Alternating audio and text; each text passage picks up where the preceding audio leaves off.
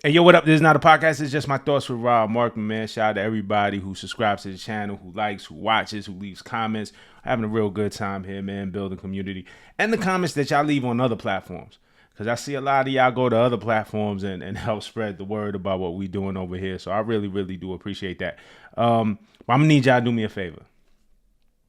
I'm going to need y'all to keep the same energy for J. Cole as you keep for me. I'm gonna explain why, right? So, I start off, I say, yo, this is not a podcast, it's just my thoughts. And a lot of y'all in the comments be like, Rob, it is a podcast. You have a podcast, just admit it. It's a podcast, it's a podcast, it's a podcast. All right, cool. Well, J. Cole just dropped his podcast. All right. It's called The Inevitable. It's with him and Ebe and Scott Laser, Ibrahim Hamed, who is the president of Dreamville, and Scott Laser, who does, all of their documentation. And it's called The Inevitable, but they don't call it a podcast. Cole called it in his IG caption, an audio series. So I need y'all to give him the same energy that y'all give me, because y'all be giving me some shit, man. For real. Nah, but it's dope. So the podcast, The Inevitable, I guess it's on its own platform. I had heard about this. They said that they started recording in 2022. I had heard about this at least a year ago and knew it was in the works. I thought it was coming to a major platform, and maybe it's independent, or maybe there's a major platform behind it. I'm not sure. I'm not going to say which one. But it also costs $10 to. So, I subscribe for it. It's $10 and you get all the episodes. I got to see how many episodes there are, but it's $10. Like the first one is like 2 hours. I'm gonna be honest, I still didn't finish listening to the first episode, but it's 10 episodes. It's $10. Probably $1 in the dream metaphor, right? $1 an episode, maybe. We'll see. So, the Inevitable so far, is dope just to hear Cole kind of go down memory lane. I'm about an hour into the first episode, and then at midnight last night or this morning, depending on when you're watching this, J. Cole's The Come Up, his debut mixtape, also appeared on streaming services. The first episode of this audio series is also called The Come Up. So the release of The Come Up coincided with this audio series. I keep wanting to say podcast, but I'm going to respect him. I ask people to respect me and say, yo, this is not a podcast, it's just my thoughts. So we're going to call it an audio series. So The Come Up is on DSPs. It's widely available. Which I think is dope. You know what I'm saying? Not that I think DSPs is the end all and be all of everything, but just to have Cole's catalog in one place, or at least starting to round out in one place. So, so in the audio series, Cole is talking about just a little bit of like tidbits. He talks about a song called New Day that he signed before his deal, and they came up with this podcast because Cole wanted to hear this song called New Day, and he didn't have a copy, so he called Ebe. Ebe had to dig up an old laptop.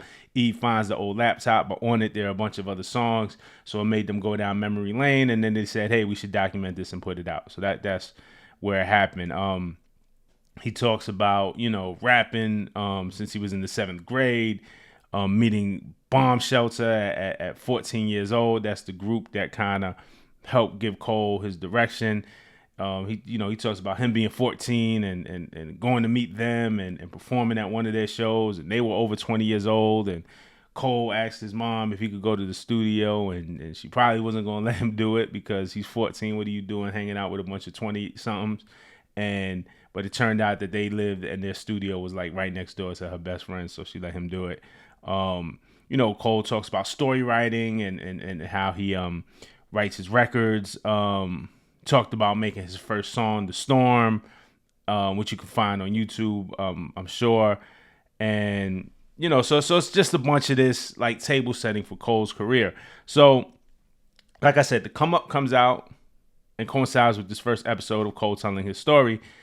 And there are other upcoming episodes. I mean, some of the names, episode 2 is called Lights Please. Obviously, that everybody who knows Cole knows that's the song that really sealed the deal and got Jay to sign him to Rock Nation after Mark Pitts played it. Episode 4 is called Who Dat. There's an episode on the Sideline Stories. There's 2 episodes on Born Sinner. There's 2 episodes on Forest Hills Drive. But on November 22nd, so that's next week, or is that later this week? It's in a couple of days. On November 22nd, the warm-up episodes comes out. So the come-up episode is episode 1. Lights Please comes out on the 20th. And then the warm-up episode comes out on the 22nd. And then the Friday Night Lights episode comes out on the 27th.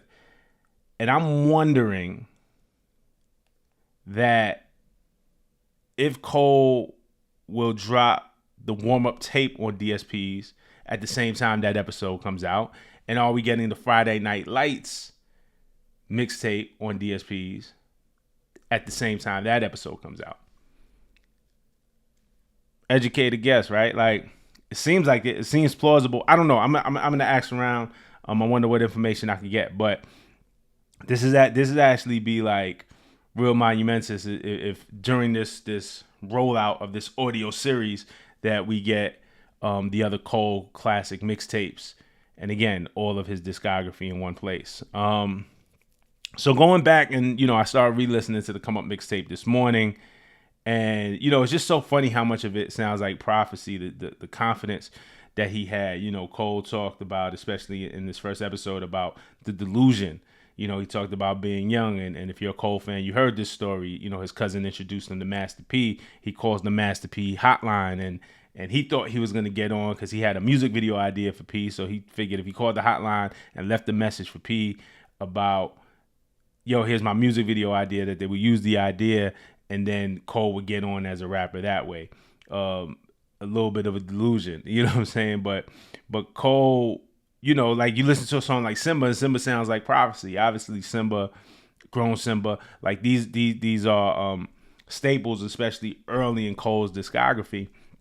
And you listen back to the record, and it was like, damn, like this guy was determined to do it, and he kind of called out the plays on how he was going to do it. Or you think about a song like School Days, where he raps living life in the fast lane but ain't passing, daydreaming, living life in the fast lane but ain't passing, daydreaming, trying to be the next Jay-Z and Dame Dashes. It's just funny how much he predicted but really crafted his own future, right? Like, it wasn't just like, yo, I'm going to sit here and speak this into existence. He actually did something about it. He talks a lot in the podcast, in the audio series, just about living in delusion, but also like pointing in the work and the preparation. On the mixtape, just listening to the original Dollar in the Dream over the Beanie Siegel and Scarface Mom's Praying beat. That's a classic Cole record. And then Dollar in the Dream, again, just being a classic staple, right? A classic theme within Cole's music, obviously with the shows. And, in the Inevitable show, Cole talks about the origin of the Dollar in the Dream concept.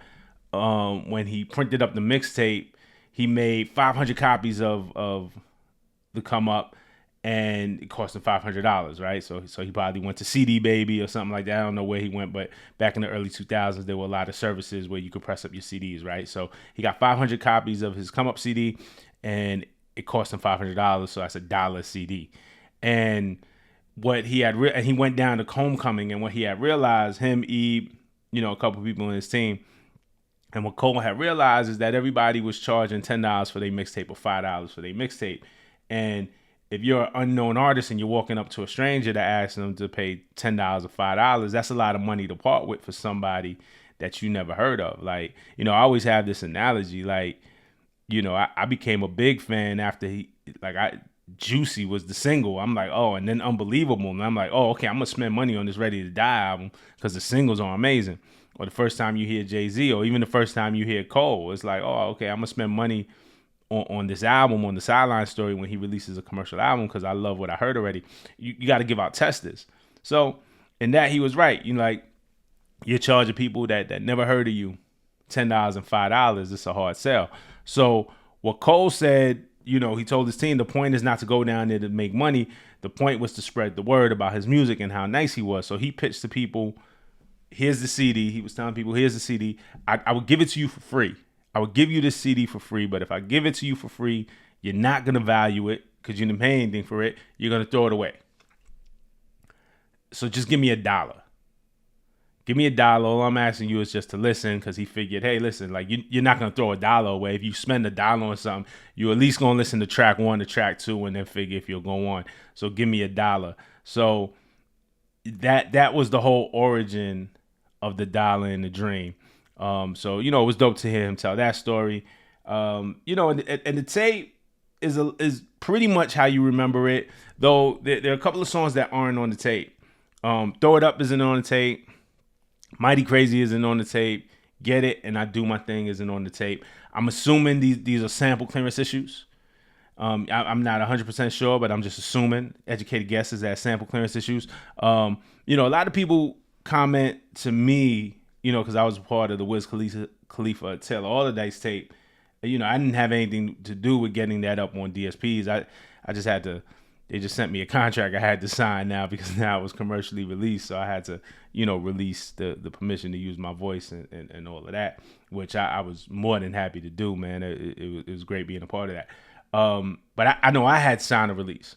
And so imagine the samples, imagine the beats that were used, imagine producers, imagine other artists. When you're making a mixtape and you're giving it out for free, you're not really thinking about doing the paperwork with whoever, or doing the right clearances, or like Smoke Dizz's on that tape. Like there wasn't probably any paperwork with Smoke. Like it's a mixtape, he just came and did it. There's probably no paperwork with Juicy J. So you got to handle that. Of course, that's home team, so that's easy to do. But what about these records that you sampled from artists that came decade before you that may not want to clear the sample for whatever reason, or sometimes it's just hard to find the rights holder. Sometimes, the publishing changes hands so many times, and the ownership of a master changes hands so many times.